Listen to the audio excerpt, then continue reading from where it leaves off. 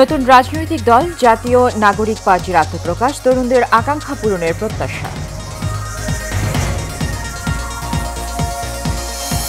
দেশের তরুণ প্রজন্ম একটি সুস্থ জাতীয় দেশ গঠনে ভূমিকা রাখতে পারে, কক্সবাজারে বললেন সেনাপ্রধান। স্থানীয় নির্বাচনের পর সংসদ নির্বাচন চাইলেন গোলাম পরোয়ার। আওয়ামী লীগকে টিকিয়ে রাখতে চায় অনেকে, বললেন নূর। এবং রমজানের আগেই বেড়েছে বেশিরভাগ ইফতার সামগ্রীর দাম, 7 দিনের মধ্যে নিয়ন্ত্রণের ঘোষণা বাণিজ্য উপদেষ্টার।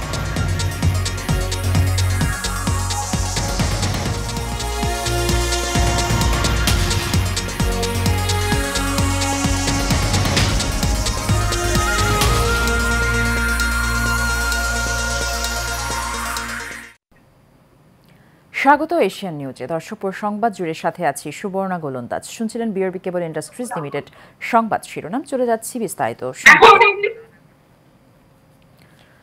রাজধানীর মানিক মিয়া এভিনিউতে জাতীয় সংসদ ভবনের সামনে কোরআন তেলাওয়াত, গীতা, বাইবেল, ত্রিপিটক পাঠের মধ্য দিয়ে আনুষ্ঠানিকভাবে আত্মপ্রকাশ করেছে জাতীয় নাগরিক পার্টি। ধর্মীয় গ্রন্থ পাঠের পর জাতীয় সঙ্গীত পরিবেশন করা হয়। বিকেল 4:20 আত্মপ্রকাশ করে দলটি। নতুন সংবিধান, গণপরিষদ নির্বাচন এবং তরুণদের আকাঙ্ক্ষা পূরণের ঘোষণা দিয়ে আত্মপ্রকাশ করল দলটি। অনুষ্ঠানে দেশের বিভিন্ন রাজনৈতিক দলের নেতারা উপস্থিত হয়েছেন। এছাড়া বিভিন্ন দেশের কূটনৈতিক ও বিশিষ্ট ব্যক্তিবর্গ অনুষ্ঠানে উপস্থিত রয়েছেন। এর আগে সকাল থেকেই দেশের বিভিন্ন অঞ্চল থেকে নতুন দলটির নেতাকর্মীরা উপস্থিত হন সভাস্থলে। নতুন রাজনৈতিক দলের 151 সদস্যের আহ্বায়ক কমিটি চূড়ান্ত করা হয়েছে। দলের আহ্বায়ক নাহিদ ইসলাম এবং সদস্য সচিব আক্তার হোসেন, এছাড়া মুখ্য সংগঠক নাসিরউদ্দিন পাটোয়ারি, দক্ষিণাঞ্চলের মুখ্য হাসনাত আবদুল্লাহ ও উত্তরাঞ্চলের মুখ্য সংগঠক সার্জিস আলম।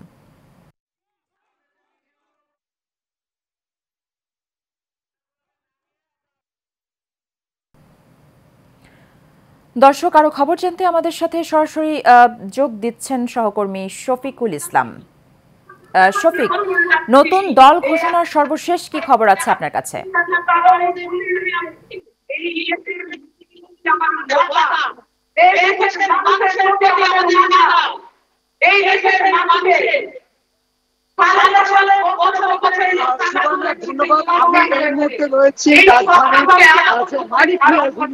সংসদ ভবনের সামনে এবং আজকের যে জাতীয় নাগরিক পার্টির আত্মপ্রকাশ অনুষ্ঠান, সেটা কিন্তু এখন সেই আনুষ্ঠানিক আত্মপ্রকাশ কিন্তু চলছে। ইতিমধ্যে কিন্তু এই আলী এবং জামাতের নেতৃবৃন্দ সহ বাম রাজনৈতিক দলের নেতৃবৃন্দরা যুক্ত হয়েছেন, তারা সামনের সারিতেই অবস্থান করছেন। এছাড়াও এই জাতীয় নাগরিক পার্টির যারা কেন্দ্রীয় নেতৃবৃন্দ রয়েছেন, তারাও কিন্তু মঞ্চে উপস্থিত রয়েছেন। ইতিমধ্যেই হাসনাত আবদুল্লাহ বক্তব্য রেখেছেন। তিনি বলছেন যে গত 15 বছরের যে গণতান্ত্রিক ধারাকে গলা টিপে হত্যা করা হয়েছিল, সেই জায়গা থেকে বের হয়ে বাংলার মানুষকে নতুন স্বাধীনতার স্বাদ তারা দিতে চান। এবং তিনি কিন্তু সংসদ ভবনকে উদ্দেশ্য করেও বলেছেন যে আমাদের পাশেই সংসদ ভবন, এই সংসদে গিয়েই আমরা মানুষের মর্যাদা রক্ষায় যে সকল কাজ করা দরকার সেটি করব। যদি এই মুহূর্তে আপনাদেরকে দেখাই যে মানিক মিয়া এভিনিউর সামনের যে রাস্তাটি, সেটি কিন্তু একেবারে জনসমুদ্রে পরিণত হয়েছে। একেবারে যতটুকু চোখ যায় সবটুকু জুড়েই দেখা যাচ্ছে মানুষের উপস্থিতি। এই এভিনিউয়ের পাশাপাশি কিন্তু পাশের যে সড়কটি রয়েছে, সেই পাশের সড়কেও কিন্তু উপস্থিত রয়েছেন এই ছাত্র জনতারা। এছাড়াও গাছের উপরেও কিন্তু আমরা মানুষের উপস্থিতি দেখছি, যারা এখান থেকে পতাকা নাড়ছেন এবং করছেন।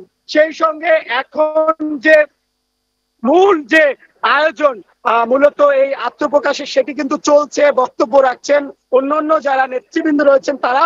এর সঙ্গে আজকে আমরা দেখলাম যে রাজনৈতিক নেতৃবৃন্দ এসেছেন এবং সব মিলিয়ে বলা চলে যে জল্পনা কল্পনা শেষে আসলে এই যে নাগরিক পার্টি হলো, এই নাগরিক পার্টি কতটা মানুষের যে গণপ্রত্যান পরবর্তী দাবি দাওয়া আদায় করতে পারবে সেটি ভবিষ্যতে বলে দেবে। তো এই ছিল আমার কাছে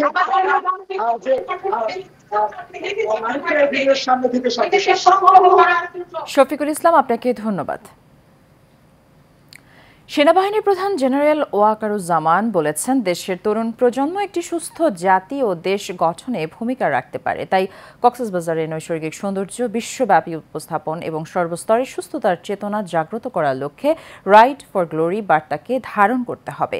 সকাল 9:30টার দিকে কক্সবাজারের ইনানীতে বাংলাদেশ সেনাবাহিনীর 10 পদাতিক ডিভিশন এবং কক্সবাজার জেলা প্রশাসনের উদ্যোগে আয়োজিত মেরিন ড্রাইভ রেস প্রতিযোগিতায় সমাপনী অনুষ্ঠানে তিনি এসব কথা বলেন। এ সময় সেনাপ্রধান বলেন, তরুণ প্রজন্ম এই ধরনের প্রতিযোগিতায় অংশগ্রহণের মধ্য দিয়ে নিজেদের বিকাশ করতে পারেন।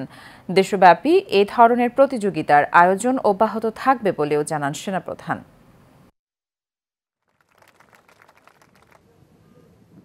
আমরা অত্যন্ত আনন্দিত যে আমাদের এই প্রতিযোগিতায় পার্টিকুলারলি আপনারা যারা সাইক্লিস্ট অংশগ্রহণ করেছেন। আমরা বাংলাদেশে চাই আমাদের ইয়াং জেনারেশন প্রতিনিয়ত এই ফিজিক্যাল অ্যাক্টিভিটিসে যেন জড়িত থাকে। বিভিন্ন জেলা শহরগুলোতেও এই ধরনের প্রতিযোগিতার আমরা আয়োজন করব। জাতীয় নির্বাচনের আগে শেখ হাসিনা সহ গণহত্যায় অভিযুক্তদের বিচার সংস্কার ও স্থানীয়দের ভোট আয়োজনের দাবি করেছেন জামাত ইসলামের সেক্রেটারি জেনারেল অধ্যাপক মিয়া গোলাম পরওয়ার। সকালে রাজবাড়ী শহরে বীর মুক্তিযোদ্ধা শহীদ খুশি রেলওয়ে মাঠে কর্মী সম্মেলনে এসব দাবি করেন তিনি। যাদের ভোট কেটে বিজয়ী হওয়ার আকাঙ্ক্ষা রয়েছে তারা জাতীয় নির্বাচনের আগে স্থানীয় নির্বাচন চায় না বলে দাবি করেন অধ্যাপক মিয়া গোলাম পরওয়ার। ফ্যাসিবাদ বিরোধী আন্দোলন করেছে এমন বেশ কিছু রাজনৈতিক দলের মধ্যেও ফ্যাসিবাদের প্রেতাত্মারা বাসা বেঁধেছে বলেও সমালোচনা করেন গোলাম পরওয়ার।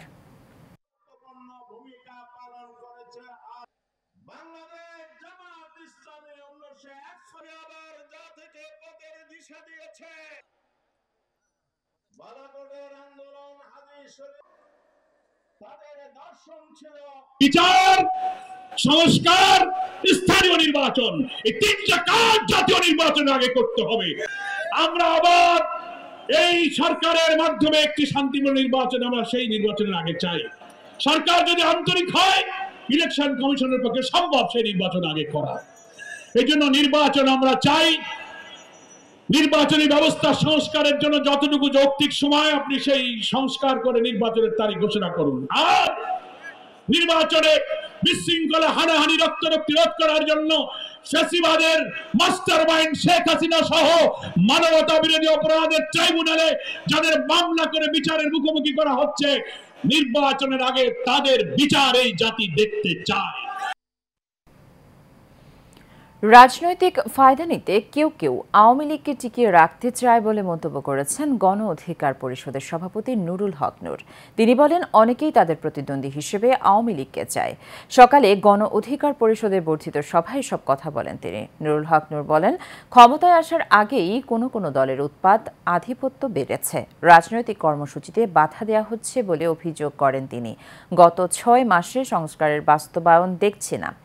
পুরনো ধারাতেই দেশ চলছে বলেও জানান গণ অধিকার পরিষদের সভাপতি।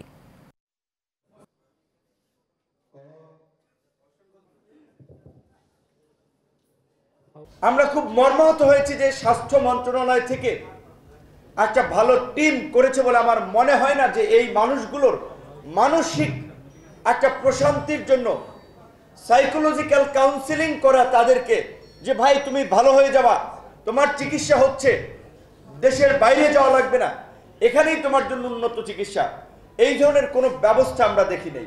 আমাদের আগামী নির্বাচন জাতীয় রাজনীতির গুরুত্বপূর্ণ সিদ্ধান্ত হবে।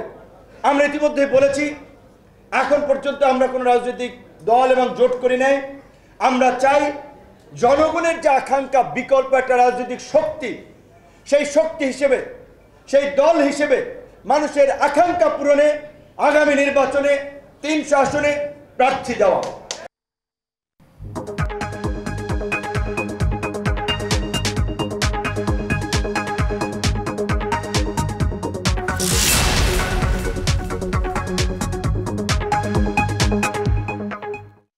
এবারে এক্সিম ব্যাংক বাণিজ্য সংবাদ। রমজানের আগেই বেড়েছে বেশিরভাগ ইফতারের পণ্যের দাম। সপ্তাহের ব্যবধানে কয়েক গুণ বেড়ে গেছে বেগুন, শসা ও লেবুর দাম। আর বোতলজাত সয়াবিন তেলের সংকট এখনো কাটেনি, তবে কিছুটা সহনীয় পর্যায়ে আছে ছোলা, চিনি ও মুড়ির দাম। ওয়ালিদ সিদ্দিক রিপোর্ট। দরজায় কড়া নাড়ছে পবিত্র মাহে রমজান, কিন্তু সংযমের মাসের আগমনের আগেই বেড়ে গেছে সব ধরনের সবজিসহ ইফতারে ব্যবহার হওয়া পণ্যের দাম। ঠান্ডা লেবুর শরবতে রোজাদাররা ইফতার শুরু করবেন, তার জন্য গুনতে হবে কয়েক গুণ বেশি টাকা। কারণ কয়েকদিন আগেও যে লেবু বিক্রি হচ্ছিল 20 টাকা হালি, তা কিনতে এখন খরচ করতে হচ্ছে 80 টাকা। গত সপ্তাহে যে শসা ও বেগুন বিক্রি হয়েছে 30 টাকায়, এ সপ্তাহে তার দাম বেড়ে হয়েছে 80 থেকে 100 টাকা। তাই ক্রেতাদের মাথায় হাত। বাজারের থেকে কাঁচা বাজারের প্রাইসগুলো একটু বেশি। দ্রব্যমূল্যের দাম সবকিছু অতিরিক্ত। আগে আমরা শসা কিনতাম 60 টাকা, বর্তমানে ওইটা 100 টাকা দেশিটা, আবার অন্যটা 70 টাকা 80 টাকা, সিমের বেশি 100 টাকা, এবং মাছের বাজার তো মানে বলাই যায় না, মাংস 750 টাকা। আমরা সরকার এই বিষয়ে যারা বাণিজ্য উপদেষ্টা আছে একটু গুরুত্ব দেওয়া উচিত। বেড়েছে খেজুরের দামও, তবে সহনীয় পর্যায়ে রয়েছে চিনি, ছোলা, মুড়ির দাম। এবং খেজুর আগে ছিল 1200 টাকা, এটা এখন বর্তমান 1600 টাকা। মানে রমজান এখনো 2 দিন বাকি, এর মধ্যেই 400 টাকা বাড়াই দিয়েছে। এদিকে দাম বাড়ার তালিকায় আবারও যোগ হয়েছে মুরগি। গত সপ্তাহে 200 বিক্রি করতে, এই সপ্তাহে একটু বেশি বিক্রি করতেছে। ডিমের দাম না বাড়লেও তা কেনা কঠিন হয়ে যাচ্ছে বলে অভিযোগ ক্রেতাদের। এমন অবস্থায় রমজানে নিত্যপণ্যের দাম নিয়ন্ত্রণে সরকারকে কঠোর হওয়ার আহ্বান জানিয়েছেন সাধারণ মানুষ। Walid Siddiqui, Asian Television, Dhaka. রমজান উপলক্ষে বাজারে তৈল সংকট সহ যে সব সমস্যা রয়েছে আগামী 7 দিনের মধ্যে তার সমাধান হয়ে যাবে বলে জানিয়েছেন বাণিজ্য উপদেষ্টা শেখ বশির উদ্দিন। দুপুরে সাভারের হেমায়তপুরের হরিণধরা এলাকায় বাংলাদেশ বিসিক শিল্প নগরীতে সাংবাদিকদের সাথে আলাপকালে তিনি এসব কথা বলেন। এ সময় বাণিজ্য উপদেষ্টা বলেন, এবারের রমজানে বাজারে কোনো খাদ্য ঘাটতির সম্ভাবনা নেই। 7 দিনের মধ্যে খেজুর সহ সব জিনিসপত্রের দাম কমে আসবে জানিয়ে তিনি বলেন, এবারের রমজানে সবকিছু পর্যাপ্ত মজুদ রয়েছে।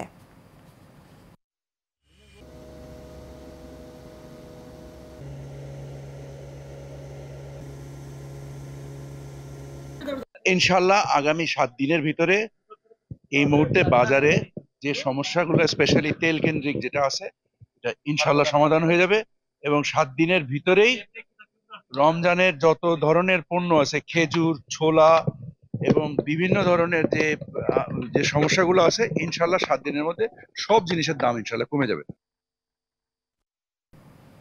বৈষয়িক চাহিদা অনুযায়ী আধুনিক সব অনুষঙ্গ নিয়ে দেশের প্রথম মেগা গেটেড কমিউনিটি রূপায়ণ সিটিতে অনুষ্ঠিত হয় বাণিজ্যিক এলাকা মতিঝিলে নবনির্মিত রেড ক্রিসেন্ট টাওয়ারের হস্তান্তর অনুষ্ঠান। এতে উপস্থিত ছিলেন রূপায়ণ গ্রুপের উপদেষ্টা অবসরপ্রাপ্ত ব্রিগেডিয়ার জেনারেল আবুল কালাম আজাদ এবং রূপায়ণ হাউজিং এস্টেট লিমিটেডের সিইও মিজানুর রহমান দেওয়ান। শাখাওয়াত হোসেনের ক্যামেরায় মেহরাব সুমনের রিপোর্টে দেখুন বিস্তারিত। রাজধানীর উত্তরায় রূপায়ণ সিটির প্রিমিয়াম কন্ডো ম্যাজেস্টিক লঞ্জে অনুষ্ঠিত হয় কমার্শিয়াল ভবনটির হস্তান্তর প্রক্রিয়া। পবিত্র কোরআন তেলাওয়াতের মধ্য দিয়ে শুরু হয় হস্তান্তর প্রক্রিয়ার আনুষ্ঠানিকতা। রূপায়ণ হাউজিং এস্টেটের পক্ষে উপস্থিত ছিলেন সিইও মিজানুর রহমান দেওয়ান এবং বাণিজ্যিক ভবনের অ্যাডহক কমিটির নেতৃবৃন্দরা। দেশের আবাসন খাতের প্রথম সারির প্রতিষ্ঠান রূপায়ণ হাউজিং এস্টেট লিমিটেডের নবনির্মিত আইকনিক এই ভবনের অংশীদার হতে পেরে গর্বিত বলে মনে করেন ভবন মালিকগণ।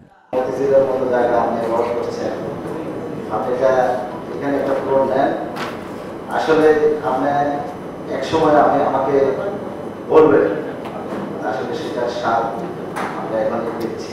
বাংলাদেশ রেড ক্রিসেন্ট সোসাইটির একটা 15 তলা একটা বিল্ডিং হয়েছে মতিঝিলে, যেটার আজকে হ্যান্ডওভার সেরেমনি হলো।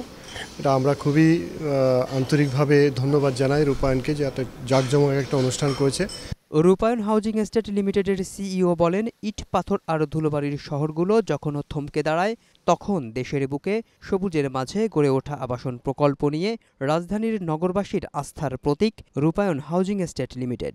মতিঝিলের মতো জায়গায় বাণিজ্যিক এলাকায় আজকে আমরা যে প্রকল্পের উদ্বোধন করলাম, এটা আসলে সত্যিই আল্লাহর কাছে লাখ শুকরিয়া যে এরকম একটা ল্যান্ডমার্ক প্রজেক্ট আমরা সেখানে করলাম। আসলে যেটা হচ্ছে যে আমরা রূপায়ণ হাউজিং এস্টেট লিমিটেড এবং অ্যাজ এ রূপায়ণ গ্রুপ আমরা সবসময় কিন্তু চিন্তা করি যে আমরা নতুন কিছু মানুষের জন্য কি উপহার দিতে পারি। আমাদের যত চেষ্টা থাকে সব কিছু আসলে মানুষকে কেন্দ্র করে, নগর জীবনকে কেন্দ্র করে এবং পরিবেশকে কেন্দ্র করে। আমরা সবসময় চিন্তা করি ইট পাথরের এই নগরীকে আমরা কিভাবে আরও সুন্দর এবং নান্দনিকভাবে উপস্থাপন করব এবং মানুষের একটা বাসযোগ্য নগরীতে পরিণত করব। তারই চেষ্টা আমাদের ধারাবাহিকভাবে আজকের এই প্রকল্প। রূপায়ণের পক্ষ থেকে ভবন মালিকদের ধন্যবাদ জ্ঞাপন করেন রূপায়ণ গ্রুপের উপদেষ্টা অবসরপ্রাপ্ত ব্রিগেডিয়ার জেনারেল আবুল কালাম আজাদ। আমরা সবাই মিলে দোয়া করি আপনাদের জন্য, যারা মালিক হয়েছেন সেই স্বপ্ন নিয়ে আপনারা এটা করেছেন, এখানে জায়গা কিনেছেন থাকার জন্য, আপনাদের এই স্বপ্ন সার্থক হোক। ভবিষ্যতে এখানে আপনাদের যে ব্যবসায়িক প্রতিষ্ঠান করার ইচ্ছা আছে, অনেকে শুনেছি আমি, আপনাদের সবার ইচ্ছা আল্লাহ কবুল করুন এবং সবাইকে আল্লাহ গ্রহণ করুন। তো সবাইকে অনেক ধন্যবাদ। রাজধানীর বুকে পর্যাপ্ত খোলা জায়গা এবং স্বাস্থ্যসম্মত পরিবেশে আবাসন প্রকল্প উপহার দেওয়ায় কৃতজ্ঞতা প্রকাশ করেন আমন্ত্রিত অতিথিরা। Mehrab Suman, Asian Television, Dhaka.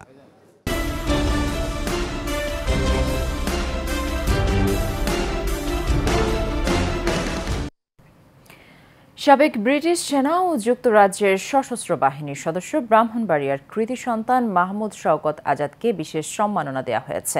ব্রাহ্মণবাড়িয়ার জেলা সমিতির মিলন মেলা ও অভিষেক হিসেবে ঢাকার বসুন্ধরা আবাসিক এলাকায় এবিজি স্পোর্ট ফিল্ডে এই সম্মাননার স্মারক তুলে দেন অর্থ উপদেষ্টা ডক্টর সালেউদ্দিন আহমেদ, ঢাকাস্থ ব্রাহ্মণবাড়িয়া জেলা সমিতির সভাপতি, লায়ন্স ফাউন্ডেশনের চেয়ারম্যান AK-M রেজাউল হক ও সাধারণ সম্পাদক অধ্যাপক ডক্টর মোহাম্মদ তৌফিকুল ইসলাম মিথিল। MS আজাদ বর্তমানে যুক্তরাজ্যে অবস্থান করায় তার পক্ষে সম্মাননা স্মারক গ্রহণ করেন শিক্ষানবিশ আইনজীবী আকরামুল্লাহ।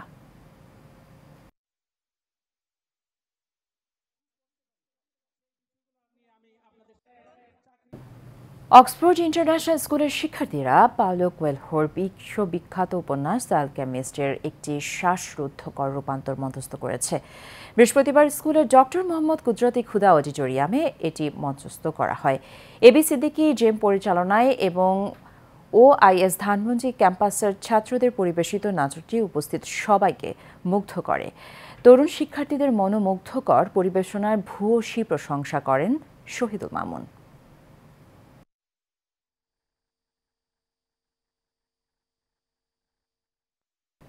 শেষ করব এশিয়ান নিউজ, তার আগে বিআরবি কেবল ইন্ডাস্ট্রিজ লিমিটেড সংবাদ শিরোনামগুলো জানিয়ে দেব আরও একবার।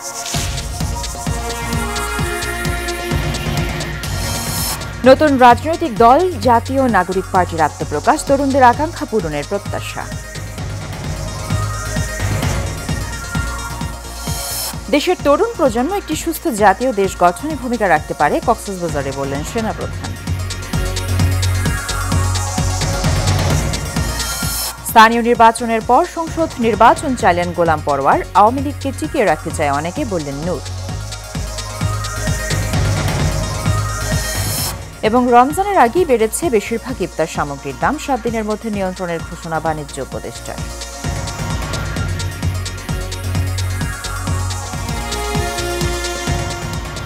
এশিয়ান নিউজ এ পর্যন্ত। আমাদের পরবর্তী সংবাদ দেখার আমন্ত্রণ রইল। ধন্যবাদ সাথে থাকার জন্য।